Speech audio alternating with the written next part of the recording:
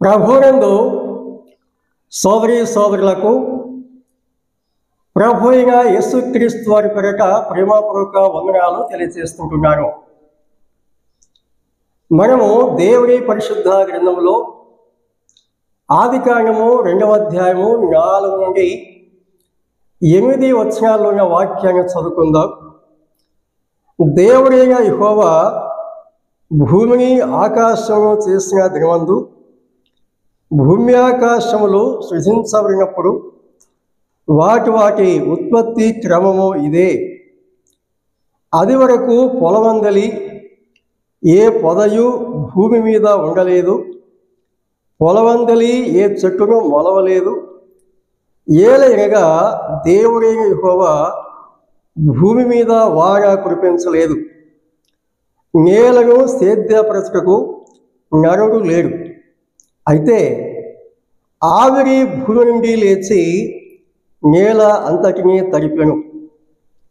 దేవుడైన యెహోవా నేల వంటితో నరుని నిర్మించి వారి నాసిక రంధ్రములలో జీవవాయువును ఓదగా నరుడు జీవాత్మ ఆయను.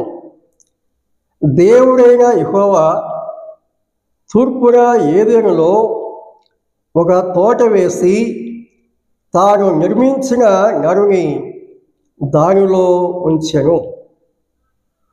దేవుడు తన వాక్యమును దేవుని యొక్క మహిమార్థమై మనందరి క్షేమార్థమై దీవించి పంచిపెట్టునుగాక. ప్రభునందు సోదరీ సోదరులారా, దేవుని పరిశుద్ధ గ్రంథంలో ఆదికాండము 2వ అధ్యాయంలో ఉన్న దేవుని యొక్క వాక్యాన్ని మనము వరుస క్రమంలో ధ్యానం చేస్తూ వస్తున్నాము. ఈరోజు మనము ఈ 2వ అధ్యాయంలో 2వ భాగంలో చదువుకున్నాము. అందులో మానవుల నివాసం అనే అంశం మనకు కనిపిస్తుంది. 8వ వచనంలో గమనించినప్పుడు దేవుడైన యెహోవా తూర్పున ఏదెనులో ఒక తోట వేసి తాను నిర్మించిన నరుని దానిలో ఉంచెను. తాను నిర్మించిన నరుని దానిలో ఉంచెను అనే సంగతులు ఇక్కడ మనము గమనిస్తున్నాం. దేవుడు మానవులకు నివాస స్థలముగా ఏ భాగం ఇచ్చారు? ఈ సృష్టి అంతటిలో ఈ భూమండలమును మానవులకు నివాస యోగ్యముగా దేవుడు దయచేశారని వేల సంవత్సరాల ముందుగా దేవుడి తన గ్రంథంలో రాయించారు.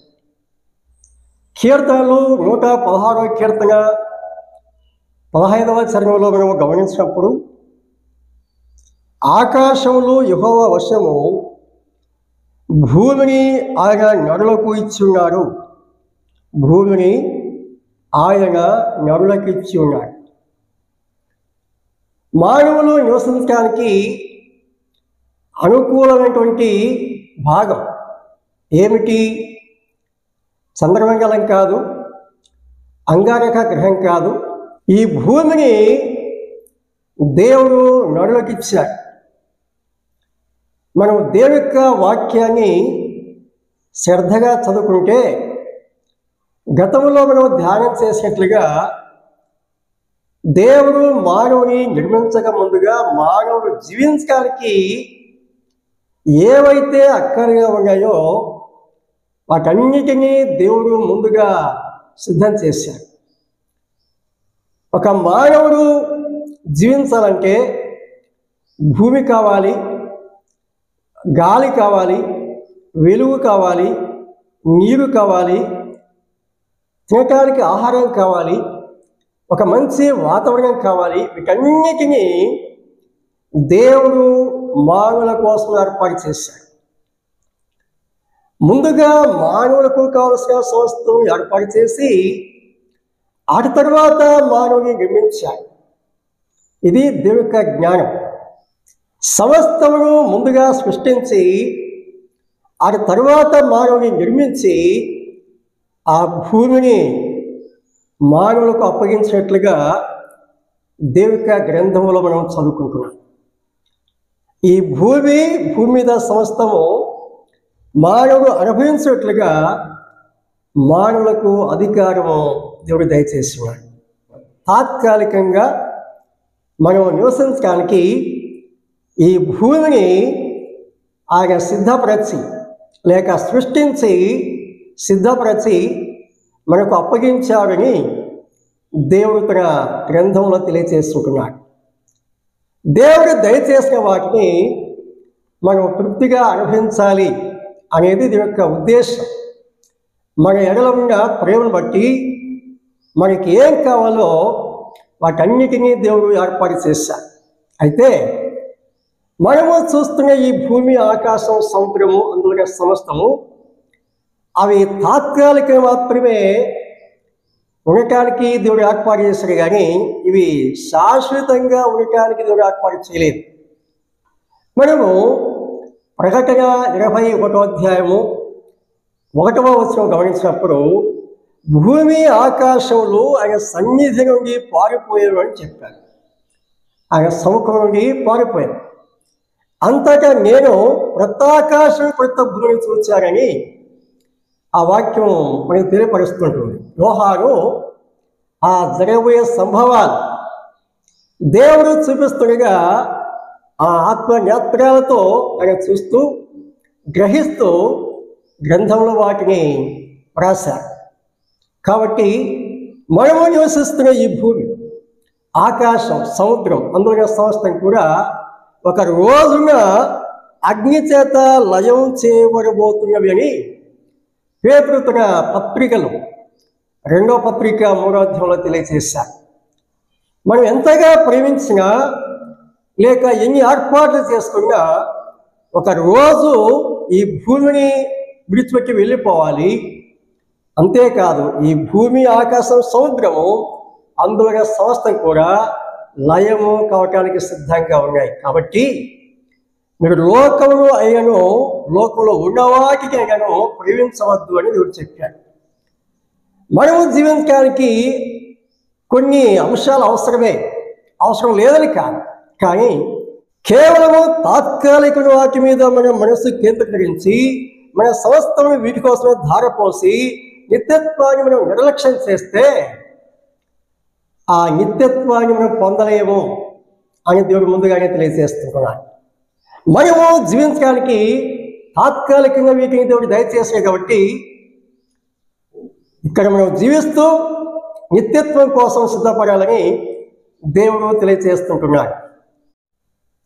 నివాసముల గురించి కొరింథీ 2వ పత్రిక 5వ అధ్యాయంలో దేవుడు మరొక విధంగా తెలియజేస్తుంటున్నాడు.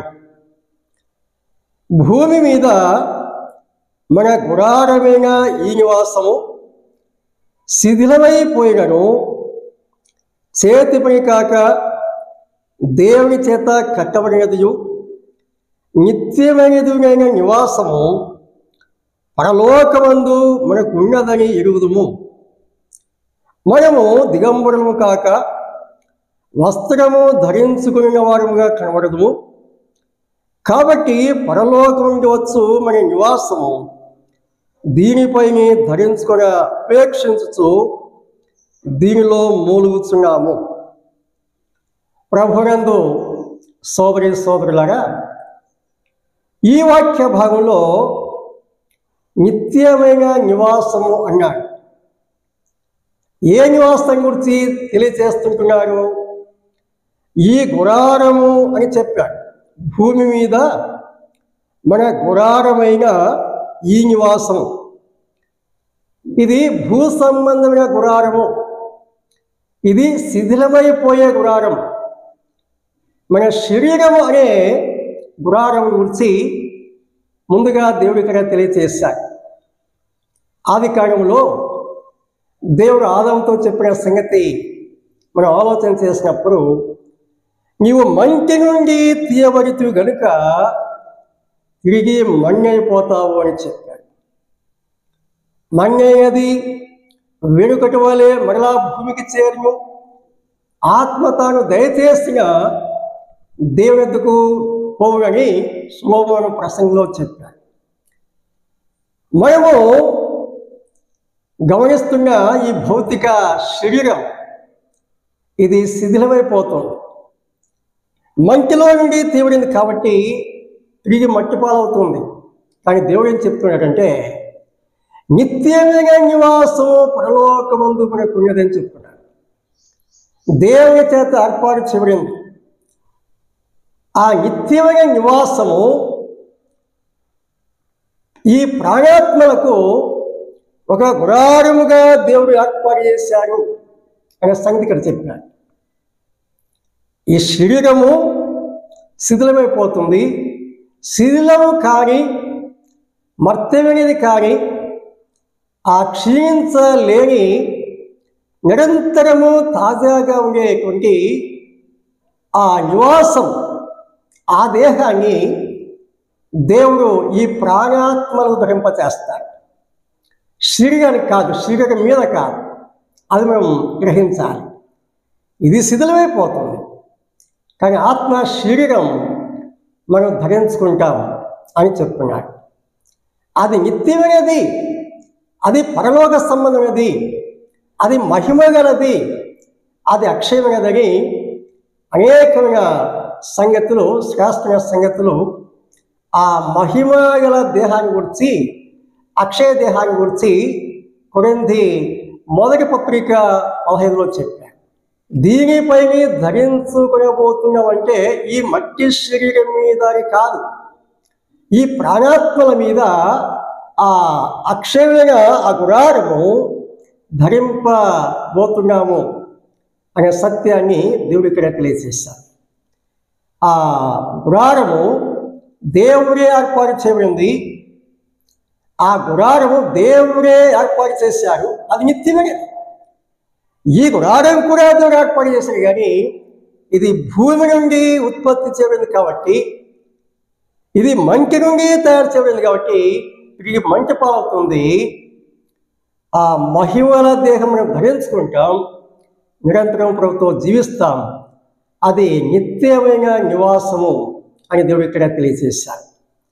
దేవుని నామానికి మహిమ కలుగుగాక.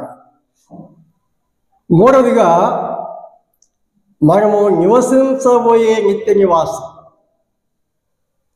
మనం నివసించబోయే నిత్య నివాసం. మనం అంటే క్రీస్తు యేసునందు విశ్వాసం ఉంచిన మనం, క్రీస్తు రక్తం చేత కడగబడిన మనం, దేవుని ఆత్మ చేత ముద్రించబడిన మనము పరలోకానికి వెళ్ళబోతున్నాం. ఆ మహిమగల రాజ్యములో సదాకాలము జీవించబోతుంటున్నాం. అది నిత్యమైన నివాసము అని చెప్పారు. నిత్యమైన నివాసం. ఆ నివాసాన్ని గురించి దేవుడు తెలియజేస్తుంటున్నారు. ఫిలిప్పీ పత్రిక 3వ అధ్యాయము 20లో చెప్పారు. అలాగే తెస్సలోనిక పత్రిక 4వ అధ్యాయము 17లో చెప్పారు. అటు తరువాత మనము దేవుని యొక్క గ్రంథంలో గమనించినప్పుడు ప్రకటన 21వ అధ్యాయము మొదటి 4 వచనాల్లో, 22వ అధ్యాయము మొదటి 5 వచనాల్లో చెప్పారు. అంతటా నేను క్రొత్త ఆకాశమును క్రొత్త భూమిని చూచుకుని, మొదటి ఆకాశము మొదటి భూమి గతించిపోయాను, సముద్రమును ఇకను లేదు. మరియు నేను నూతనమైన యెరూషలేము అను ఆ పరిశుద్ధ పట్టణము తన భర్త కొరకు అలంకరింపబడిన పెళ్లి కుమార్తె వలె సిద్ధపడి పరలోకమందున్న దేవుని యొద్ద నుండి దిగివచ్చుగా చూచుకుని, అప్పుడు ఇదిగో దేవుని నివాసము మనుషులతో కూడా ఉన్నది. ఆయన వారితో కాపాడుదురు, వారు ఆయన ప్రజలయుందురు. దేవుడు తానే వారి దేవుడయుండి వారికి తోడయుండును. ఆయన వారి కన్నుల ప్రతి భాషణ బిందువును తుడిచివేయును. మరణము ఇక ఉండదు, దుఃఖమేగను, ఏడుపైనను, వేదన ఏగను ఇక ఉండదు. మొదటి సంగతులు గతించిపోయేను అని సింహాసనంలో నుండి వచ్చిన గొప్ప స్వరము చెప్పుట వింటిని. 22వ అధ్యాయం. మరియు స్ఫటికం వలె మరుగునట్టి జీవ జలముల నది దేవుని యొక్కయు గొర్రెపిల్ల యొక్కయు సింహాసనం వద్ద నుండి ఆ పట్టణపు రాజ వీధి మధ్యను ప్రవహించుట ఆ దూత నాకు చూపెను. ఆ నది యొక్క ఈవలను ఆవలను జీవవృక్షములను, అది నెల నెలకు ఫలించుచు 12 కాపులు కాయను. ఆ వృక్షం యొక్క ఆకులు జనములను స్వస్థపరచుకై వినియోగించును. ఇక మీదట శాపగ్రస్తమైనది ఏదియు దానిలో ఉండదు. దేవుని యొక్కయు గొర్రెపిల్ల యొక్కయు సింహాసనం దానిలో ఉండును. ఆయన దాసులు ఆయనను సేవించుచు ఆయన ముఖదర్శనం చేయుచుందురు. ఆయన నామము వారి నొసల యందు ఉండును. రాత్రికి ఎన్నడూ ఉండదు. దీపకాంతి అయినను సూర్యకాంతి అయినను వారికి అక్కరలేదు. దేవుడైన ప్రభువే వారి మీద ప్రకాశించును. వారు యుగ యుగములో రాజ్యము చేయుదురు. నిత్య నివాసం గురించి దేవుని గ్రంథములో అనేక వాక్య భాగాల్లో వ్రాయబడి ఉన్నది. 21వ అధ్యాయం పూర్తిగా చదువుకోవడం మీకు చాలా ఆశీర్వాదకరం. ప్రభువునందు సోదరి సోదరులారా, క్రీస్తు యేసునందు విశ్వాసం ఉంచిన వారికి దేవుడు ఒక నిత్య నివాసం ఏర్పాటు చేసినని దేవుడు తెలియజేస్తుంటున్నాడు. ఆ రాజ్యంలో ప్రవేశించడానికి నీవు సిద్ధంగా ఉన్నావా? ఆ మహిమగల రాజ్యం, ఆకలి దప్పులు లేని రాజ్యం, వ్యాధి బాధలు లేని రాజ్యం, మరణవాసలే లేని రాజ్యం, ఆ నిత్యమైన రాజ్యంలో సదాకాలము ప్రభువైన యేసుక్రీస్తు వారితో కలిసి ఆ దైవ శాంతి, సంతోషం, సమాధానం నీవు అనుభవించడానికి సిద్ధపడి ఉన్నావా? లేని ఎడల ఇప్పుడైనా క్రీస్తు యేసుని విశ్వాసం ఉంచి దేవుని యొక్క రాజ్య వారసులు కావాలని దేవుడు తెలియజేస్తుంటున్నాడు. అలాగే క్రీస్తు యేసుని విశ్వాసం ఉంచిన వారు దేవుని యొక్క రాజ్యం కోసం సిద్ధపడి క్రీస్తు యేసు యొక్క రాక కోసం నిరీక్షణ కలిగి ఉండాలని దేవుడు తెలియజేస్తుంటున్నారు. ఈ వాక్య సత్యాలను దేవుడు మన హృదయాలను స్థిరపరచి ఫలింపచ్చుగాక. ప్రభువైన క్రీస్తు యేసు వారి పేరిట అందరికీ ప్రేమపూర్వక వందనాలు తెలియజేస్తుంటున్నాడు.